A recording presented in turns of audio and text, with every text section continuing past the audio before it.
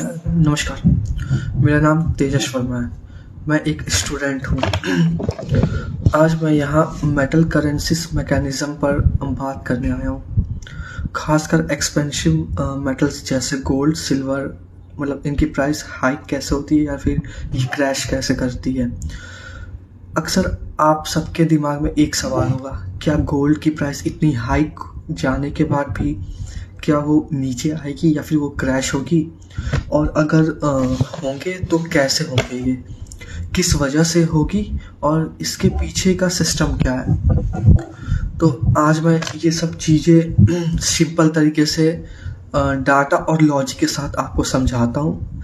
मेरा नाम तो आपको पता है, तेजस वर्मा, और मैं फॉरेन पॉलिसीज एक्सचेंज में बहुत ज़्यादा इंटरेस्ट रखता हूँ। मुझे ये जानने का शौक़ रहता है कि वो कौन कौन सी रणनीतियाँ अपना रहे हैं कि जिसकी वजह से ये सारी चीज़ें पॉसिबल या फिर वो कर पाते हैं। तो जैसे कि आज मैं आपके सामने इन चीज़ों को मैं रखता हूँ। अक्सर लोग पूछते हैं गोल्ड और सिल्वर के दाम अचानक कैसे बढ़ जाते हैं और इसके पीछे असल में किसका हाथ होता है। सबसे पहले ये समझना ज़रूरी है कि गोल्ड और सिल्वर के दाम सिर्फ सप्लाई डिमांड पे नहीं चलते। इनके प्राइस तय होते हैं ग्लोबल एक्सचेंजेस के उसके बेसिस पे, जैसा कि futures market, margin rule and और इनके बड़े इंस्टीट्यूशन प्लेयर जो इसमें शामिल होते हैं, जो इनको मतलब ऊपर से कंट्रोल करते हैं। ठीक है।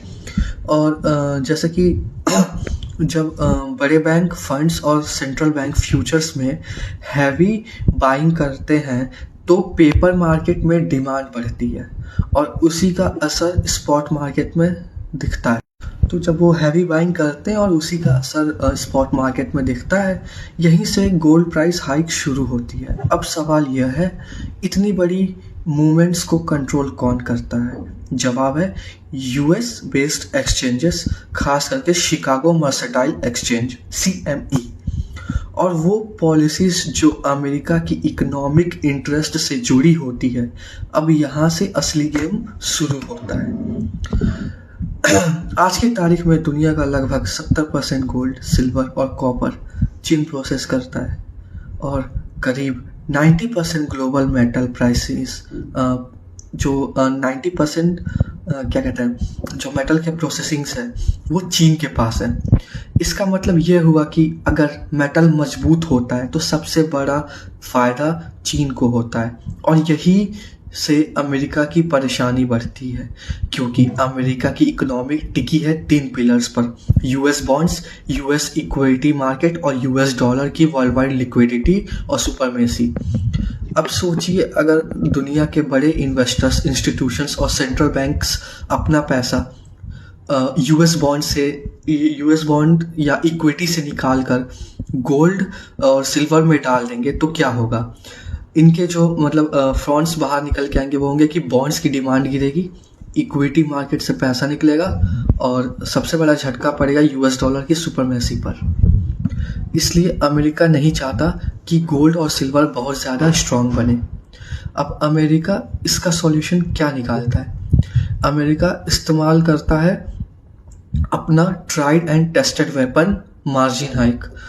बैक हिस्ट्री में भी अगर आप जाके देखेंगे तो 1980 और 2011 में भी जब मेटल्स बहुत तेज़ भागे थे तब मार्जिन बढ़ाकर प्राइस को दबाया। 29 दिसंबर को शिकागो मर्केंटाइल एक्सचेंज CME ने अपना मेटल पर मार्जिन रिक्वायरमेंट 25% बढ़ा दिया, एंड फिर 31 दिसंबर को मार्जिन मनी को एक बार फिर बढ़ाया।